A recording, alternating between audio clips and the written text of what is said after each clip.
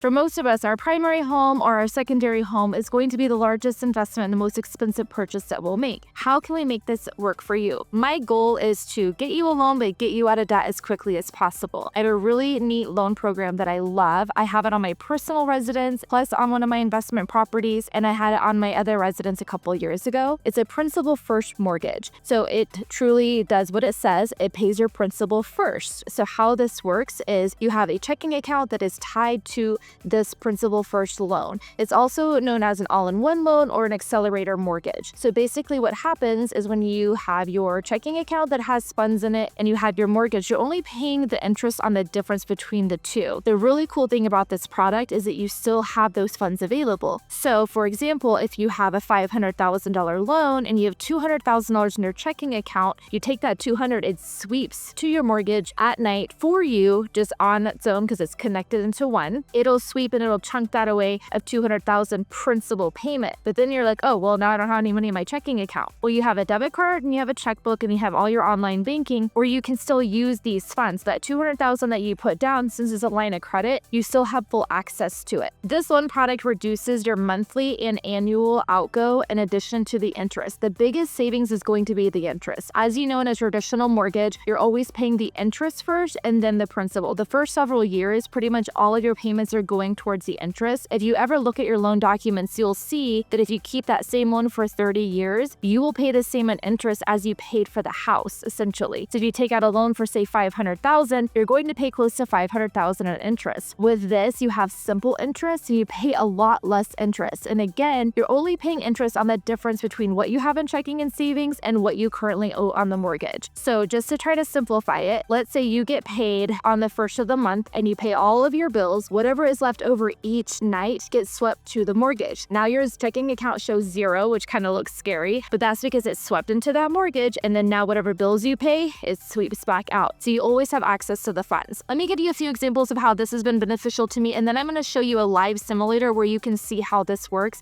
and see the numbers in black and white. So I took out this loan at my old house and I paid the house off very quickly. It was during the pandemic. We were closing a lot of loans, had a lot of income coming in. So when those paychecks would hit, it would chunk away at my mortgage. Before I knew I was mortgage free in my 30s. This was amazing, right? Well, to me, it was kind of a waste of money just to have this line of credit sitting there. So I was like, how else can I utilize this and invest, right? So one of the things that I did was I did a hard money loan for $600,000 for a condo a gentleman had under contract. He had 2 days to close to keep the contract at that price. Well, the value of the condo had increased, so he really wanted to close at that price, and hard money lenders could not help him because they needed 3 to 5 days to get their funds. I had a home equity line of credit. I was able to wire the funds the following day. So we did this quick little flip. We bought it for $600 and some change, sold it for $700 and some change, split the profit. I paid $12 in interest. So that was a quick way that I was able to make money. The other way that I was able to utilize this is I bought investment properties and I use these funds for my down payment. Since it's a home equity line of credit, they are secured funds. They're not considered a loan or a personal loan. They are secured funds. So I use the funds for the down payment, the 20% that I needed down, and then I finance the difference. And this is how I quickly built up my portfolio. Another great way I'd used it is in this industry right now where it's a little bit slower. There are some months where I haven't had to make a payment at all. So I can make a payment when I have the extra funds, but if I don't have to make a payment because you're kind of paying ahead. It's similar to a credit card. So if I did make a payment today, I can use those funds again later because it's a line of credit, right? So there's just a lot of really beneficial ways. I have a few clients that have used this loan that wanted to pay cash for their house, but they're like, well, I want to pay cash, but my investments are doing really well. I'm like, perfect. Let's use this loan instead. Let your investments continue to grow. And then as you want to draw on those investments and chunk away at your mortgage, you can, or just let your paychecks cash flow through this mortgage. So you're still making money over here in your investment accounts, but then you're still paying less interest on the mortgage because most people want to pay cash because they want to avoid the interest. Well, if you're paying way less interest and you're letting your money grow over here, it's a total win-win situation. And again, even if you were to pay cash for the house, great. Now the money's in the house. If you need it, it's really hard to get it back out versus if you have this line of credit available and open, you don't have to use it, but is there if you do end up needing it. So one of the first things that we'll want to do after we know that you qualify for this loan is we want to make sure that it makes sense and that you totally understand it and that you're comfortable with it. So you want to look at a simulator. So the first we're going to do is start a new simulator. We're going to see a purchase here, primary residence. We're going to compare this all-in-one loan to a new traditional loan. And then over here, we're going to enter your appraised value or your purchase price, your loan balance. So let's say you're buying a house for $800,000 and you're putting down $200,000 and need a loan for $600,000. We'll compare it to a 30-year fix at 6.875. That estimated payment is $3,941 on a traditional loan. So now we're going to compare it to the all-in-one loan. So we would need to see what your deposits are. If you're paid monthly or bi-weekly, however that setup is. Let's just, for example, say that you receive $20,000 per month. Now, if you receive additional income, like maybe you have a rental property that you receive income on, or maybe you're going to get an annual deposit, you could put that one-time deposit here, whatever it may be.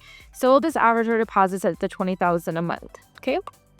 Next, we're going to go over and we're going to look at expenses. So let's just say the taxes and insurance for this property are $600 a month. And so your average monthly expenses, let's just say, are about $11,458. So I mean all expenses, car payments, car insurance, cell phone bill, everything. Let's say after everything, you have about 20% left over per month. So let's calculate that result here.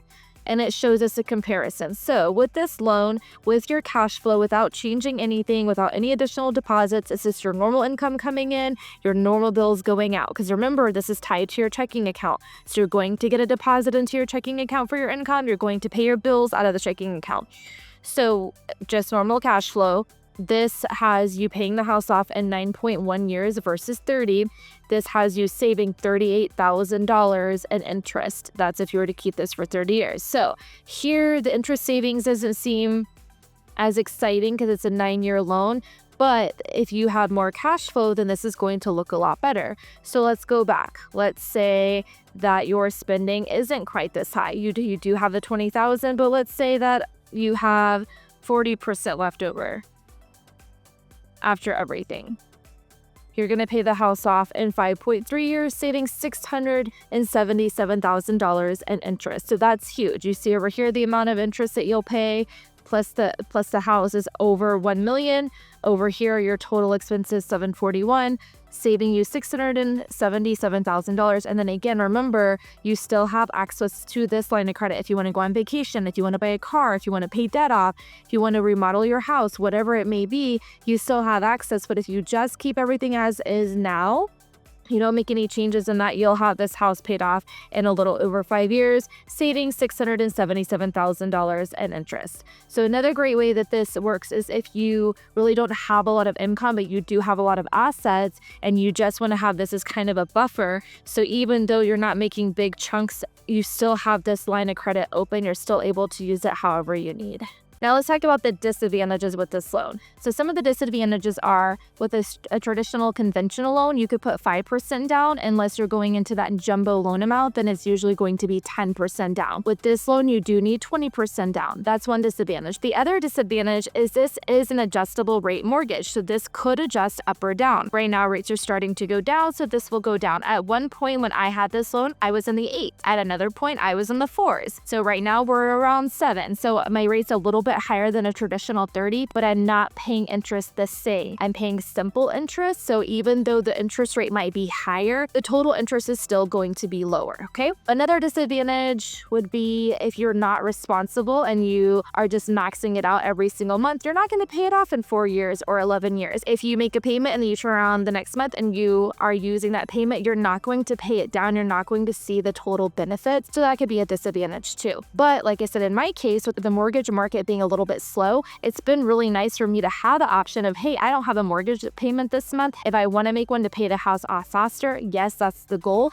But when times are a little bit tougher or things are a little slower, or maybe I have some medical expenses, something like that, this kind of gives me that breathing room. Another way that I love to utilize this loan is for investment properties. So I have this on one of my investment properties. The neat thing is that the minimum payment that's due is an interest-only payment. So let's say, for example, on my rental property, if I have this loan maxed out at, I believe it's like $272,000, my payment I think is around $1,400 a month. Well, if the rent on my property is $1,800 a month and I'm cash flowing $400, that is just automatically deposited into my account for me. I'm not having to do anything extra. It just sweeps every night. So it's kind of something I don't have to touch. But then what's nice is as I paid that down, now I have that equity in that line of credit that I can use if I need it. So if there are repairs or are expenses, I'm able to take that from that particular house and I'm not dipping tapping into my savings over here, that house is kind of paying for itself through that loan. So I really like it for investment properties for that reason, and for the reason of having the interest only payment option and being able to cash flow more every single month. Because my goal has always been not so much the big cash flow, but more the appreciation. So I get both with this option. So all in all, this loan is really good for someone who has down payment or might want to pay cash. This loan is a really great way for them to keep funds in their investment accounts that are making more money for them. This loan is really good to reduce your monthly expenses, and the biggest piece is reducing the amount of interest that you're going to pay over the life of the loan. And then the huge bonus is getting that house paid off quickly, but still having access to the funds if you need them or you want to use them to reinvest. Because again, a traditional loan, once you paid the house off or paid the loan down,